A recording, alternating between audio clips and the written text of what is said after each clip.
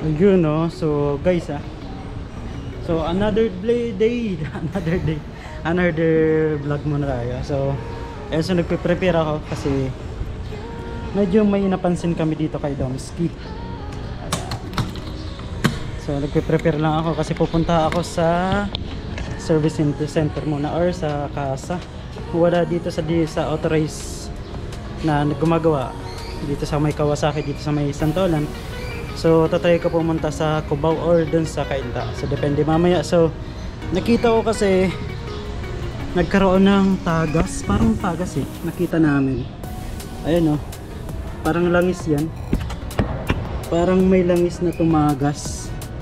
Ipapacheck ko kung anong dahilan and baka sana ma-repair agad kung ano siya, kung di siya okay, sana ma-repair agad. And syempre guys, ayan, so punta muna tayo and ayan, so ako mamaya, mag-update ako mamaya kung anong balita or pagdating ko dun sa casa. So ayan guys.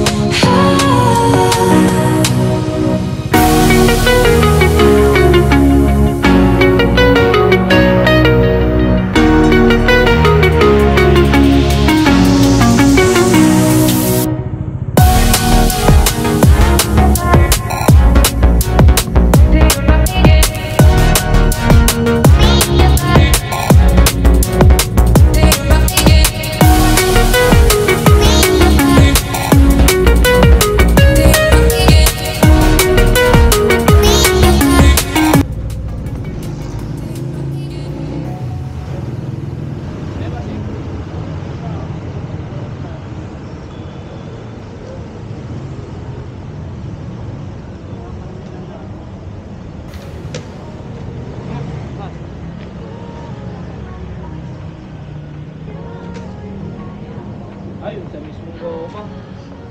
Dito. Sa mismong goma.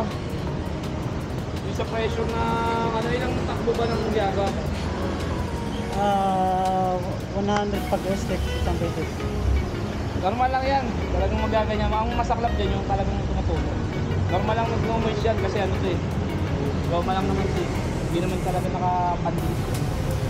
Yung pressure baga, yung lakas. So, pagka matuling ka na, talagang nangyayari talaga yan. Ngayon mo lang napansin yan, pero naunti-unti yan. Nabigyan yan. Pero hindi siya... Yung tagas? Hindi, yung tagas na sinasabi sir, yung nandito.